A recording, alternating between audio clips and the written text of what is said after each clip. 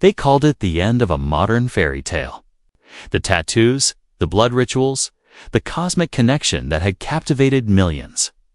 All of it supposedly shattered. Megan Fox and Machine Gun Kelly, the couple who redefined celebrity romance in the 2020s, had split, dramatically, publicly, painfully. But here's the thing about love stories, written in the stars. Sometimes they refuse to be finished. Let's rewind. Because to understand how they came back from the edge, you first need to understand how deep they fell. And I mean that in both ways. Megan Fox wasn't always the mystical, unapologetic force of nature we see today. Once upon a time, she was a girl from Tennessee with big dreams and bigger obstacles. Born in 1986, she grew up in a strict Pentecostal household. Her parents divorced when she was young. Her world was small, controlled. And she knew early on that she didn't fit the mold they wanted for her. So she did what dreamers do. She left at 15, she started modeling.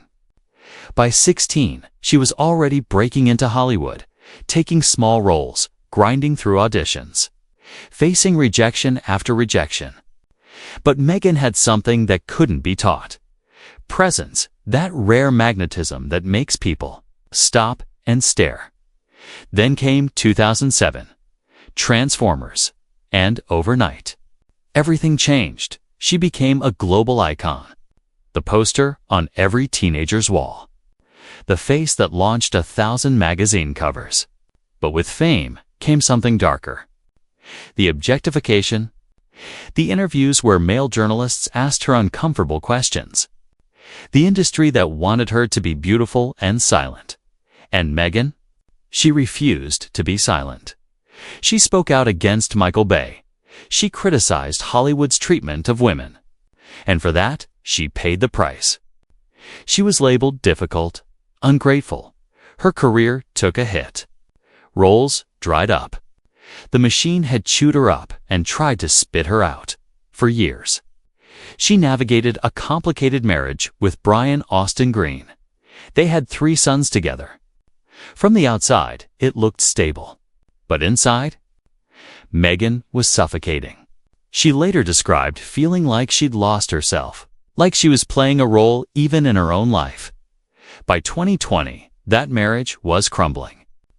And that's when fate, or the universe, or whatever you believe in, intervened. Enter Colson Baker, better known as Machine Gun Kelly. Now, MGK's story is a whole different kind of chaos. Born in Houston, raised everywhere from Egypt to Chicago to Cleveland, his childhood was defined by instability. His mother left when he was young. His father struggled with depression and unemployment. Colson was basically raising himself, navigating poverty, bullying, and a world that didn't seem to want him. But he had music, and he had rage, and he channeled both into a rap career that refused to follow anyone's rules. He started releasing mixtapes as a teenager. His raw, aggressive style caught attention. He was hungry, relentless, and by 2012, he'd signed a major label deal. His debut album went to number 4 on the Billboard 200. He was making it. But the industry tried to box him in. Rap had rules, expectations, and Colson. He didn't fit there either. He battled depression, substance abuse, the loss of his father, the pressure of fame while feeling fundamentally misunderstood. He'd been engaged to Emma Cannon, the mother of his daughter Cassie, but that relationship ended. He dated high-profile women, but nothing stuck. Nothing felt real. Until Megan they met on the set of Midnight in the Switchgrass in March 2020, and according to both of them, it wasn't just attraction. It was recognition. Like 2 souls who'd been searching across lifetimes finally found each other. Megan described it as immediate. I knew instantly that this was a soul I'd traveled with before, she'd say later. There was no casual dating phase. No playing it cool. Within weeks, they were inseparable, and the world. The world was obsessed. Their relationship was unlike anything celebrity culture had seen in years. They didn't hide. They didn't play coy. They were unapologetically intense. Matching outfits. Passionate red carpet appearances. Interviews where they spoke about each other like poets describing their muse. MGK got a tattoo that said the darkest fairy tale in Meghan's handwriting. Meghan wore a necklace containing a drop of his blood. They talked openly about their spiritual connection, their past lives together, the way they'd healed each other's deepest wounds. Critics called it cringe, toxic, performative, but their fans saw something else. Two broken people who'd found wholeness in each other. Two outcasts who'd created their own universe where the rules didn't apply. MGK's music transformed. He pivoted from rap to pop-punk, channeling his relationship with Meghan into vulnerable, raw albums like Tickets to My Downfall and Mainstream Sellout. Songs like Twin Flame and Makeup Sex laid their entire relationship bare. The passion, the fights, the intensity that burned so bright it seemed impossible to sustain. And maybe that was the problem. In January 2022, MGK proposed. The ring was designed with thorns, so if she ever tried to take it off, it would hurt. A romantic metaphor or a red flag, depending on who you asked. Meghan said yes. They seemed unstoppable, but behind the scenes, cracks were forming.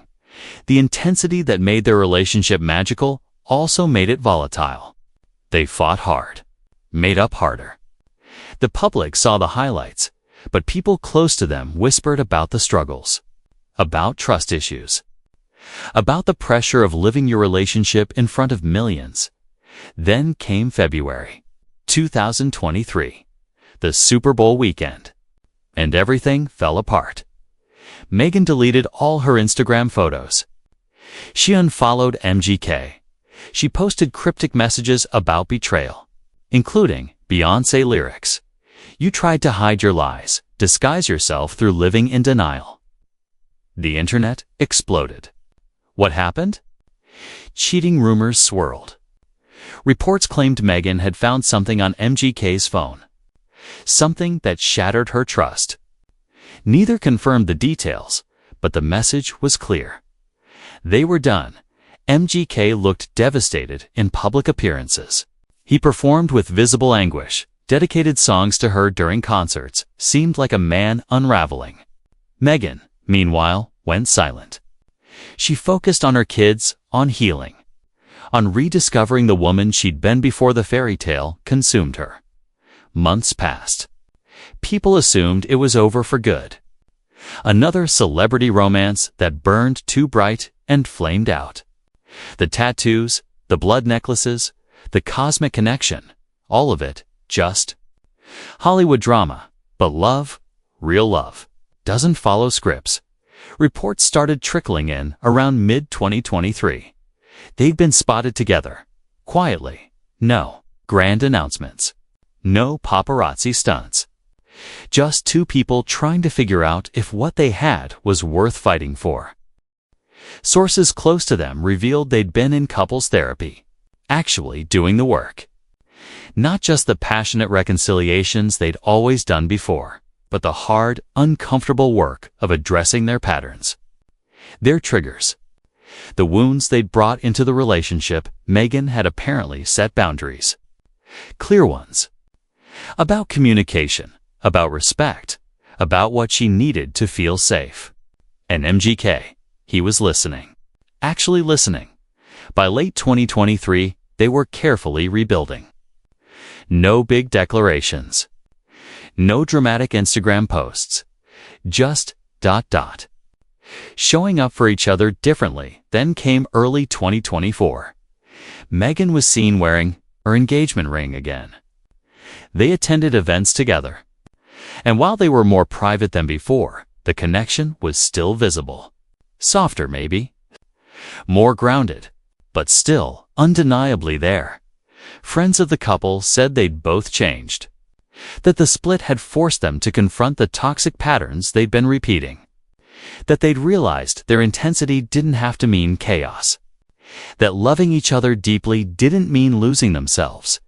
MGK's music reflected the evolution.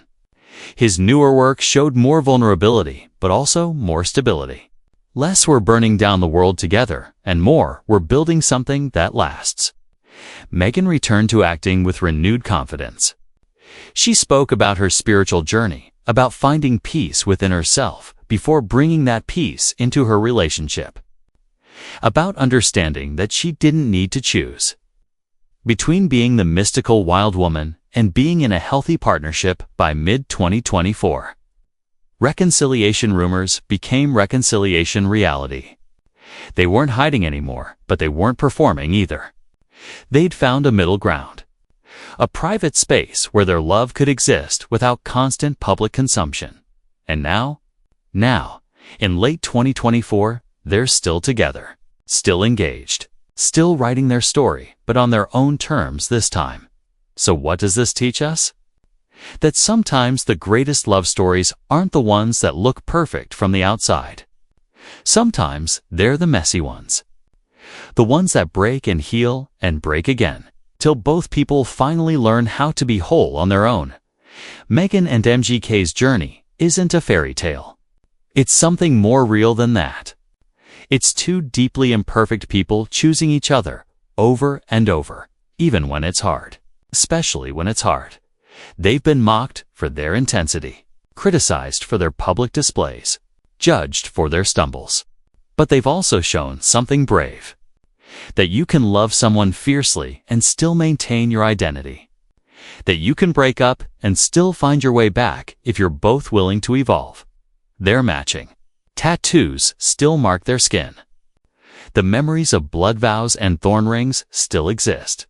But layered on top now is something deeper. Growth, patience, the kind of love that survives not because it's easy, but because both people refuse to give up on it. Will they make it to the altar?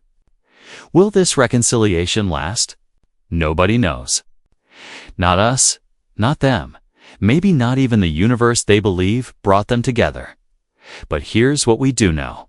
They're trying. And in a world where most celebrity relationships implode and stay dead, where people give up at the first real obstacle, there's something almost radical about two people who look at the wreckage and say, let's build something better. Megan Fox spent years being told who she should be. MGK spent years running from his pain. Together, they created a space where they could be themselves completely.